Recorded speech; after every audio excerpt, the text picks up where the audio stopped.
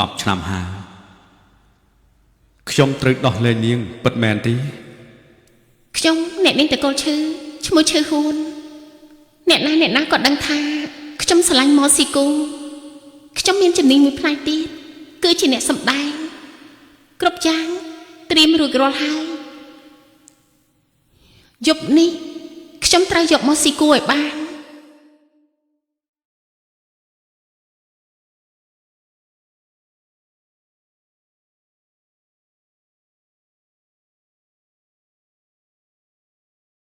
ជឿហ៊ួន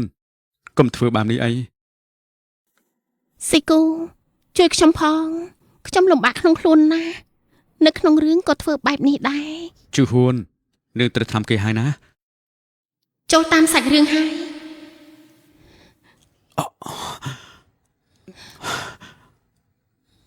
គឺស៊ីគូស្អែកនេះយើងភ្ជាប់ពាក្យហើយលោកចង់ឲ្យខ្ញុំទៅប្រុសផ្សេងមែនទេត្រូវហើយស្អែកនេះខ្ញុំភ្ជាប់ពាក្យជាមួយនឹងនាងហើយបើមិនសាកមុនរៀបការក្រែងលោក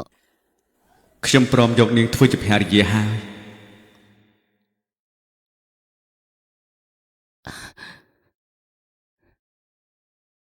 ស៊ីគូកុំទទួលអី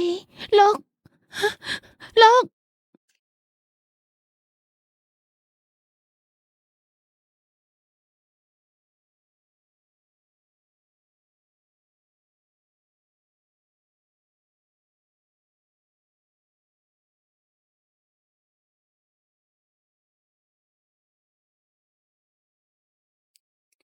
ស្រីម្នាក់នឹងទៀតហើយ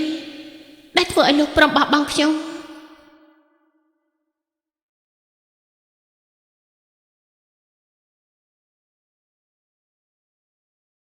អ្នកនាងតើអ្នកនាងកាត់អីហ្នឹង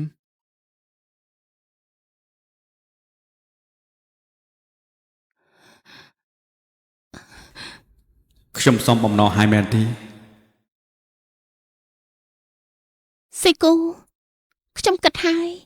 ថាលោកនឹងមិនបោះបង់ខ្ញុំទេខ្ញុំមិនមែនជាម៉ោស៊ីគូទេកុំទៅខ្ញុំមិនឲ្យលោកទៅទេ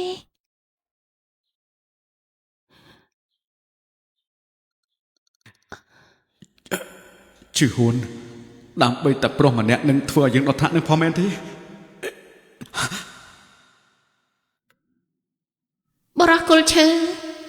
មើលទៅសង្ហានតាមិនថាយ៉ាងណាមនុស្សប្រុសមិនខុសគ្នាទេខាងក្រៅមើលទៅសុភាពតែខាងក្នុងមិនធម្មតាទេអ្នកនាងឲ្យខ្ញុំសុំទោស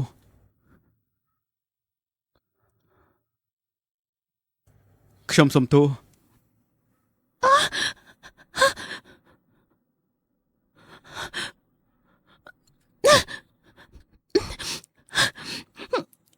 មួយសិឆេងធ្វើជ្រុលពេកហើយណាត្រាំទឹកបន្តិចទៅដើម្បីឲ្យកាន់បន្ថយរឹតថ្នាំណា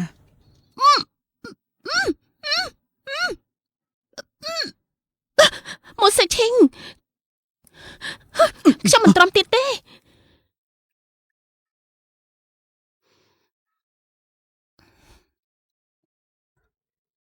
នាងទីខ្ញុំមកធ្វើស្អីនេះអូយគឺលោកអ្នកបោះខ្ញុំចូលទឹកមុនតាដើម្បីមនុស្សស្រីដែលមានប្តីហើយលោកមិនខ្វល់ពីខ្ញុំតតែសោះមូសេឈីងមិនដែលគិតអ្វីជាមួយខ្ញុំមិនស្អាតឬមួយរូបរាងមិនល្អពិតជាគួរឲ្យខ្មាស់ណាស់កុលឈើសុំទឹកបន្តិចបាទ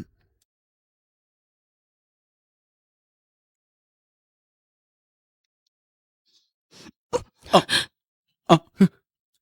គឺ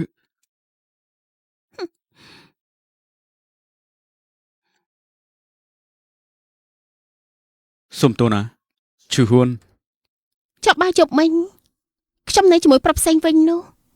ពីព្រោះថាមានអង្គរៈតាមរហុនតើប្រកាសជាមានសុវត្ថិភាពហើយចុះបើខ្ញុំទៅជាមួយគេឈឺហ៊ួនកុំនិយាយបែបហ្នឹងអីគេមិនមែនជំនួសបែបហ្នឹងទេមកស៊ីគូ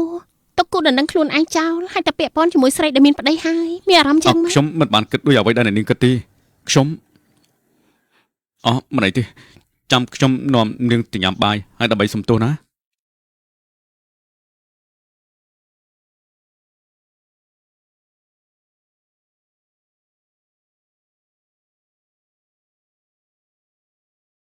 នាងមកទីនេះធ្វើអីអ្នកនាងឈឺឲ្យខ្ញុំសុំទោសផងយប់មិញខ្ញុំរងរបួសទើបបានជាស៊ីគូបញ្ញាប់ទៅរកខ្ញុំបានឮថាអ្នកនាងចូលពេទ្យទើបបានខ្ញុំបញ្ញាប់មកមើលអ្នកនាងស៊ូស៊ីគូប្រាប់ថាស្វាមីអ្នកនាងធ្វើបាបអ្នកនាងពាក់កណ្ដាលជប់បើត្រូវគេធ្វើបាបពិតមែនអ្នកនាងគួរតែប្តឹងប៉ូលីសមិនមែនតែរកគុណនឹងខ្ញុំទេសុំទោសខ្ញុំទៅវិញហើយ អានជឿហ៊ុននេះនាងហើយនេះ មកស៊ីគូ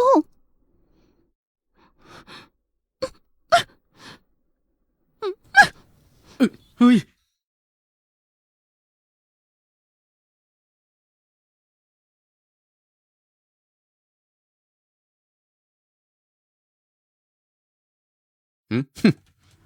អើយអានេះពិតជាផ្លាយណាស់ធ្វើឲ្យលោកប្រុសមិនចូលចិត្តបែបនេះ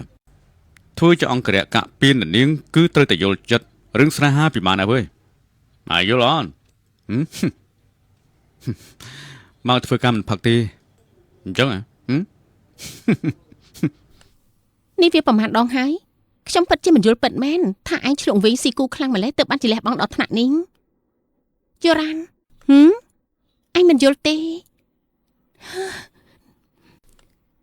ណែសាក់បែបនេះទេសាក់ទៅតាក់ទងអ្នកថ្មីម្ដងទៅយើងគិតថាអង្គរៈឯងក៏មិនអន់ដែរមុខមាត់ក៏ស្អាតចំណែកកែភ្នែកមើលមុខឯងមិនធម្មតាទេប្រុសស្អាតដែលអង្គុយក្បែរគេក៏គួរឲ្យចាប់អារម្មណ៍ដែរ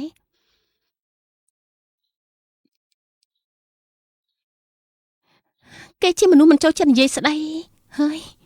យូរ៉ានខ្ញុំចង់ដើរមាត់ទៅលេងបន្តិចដើរមួយណាប្រយ័ត្នខ្លួនផង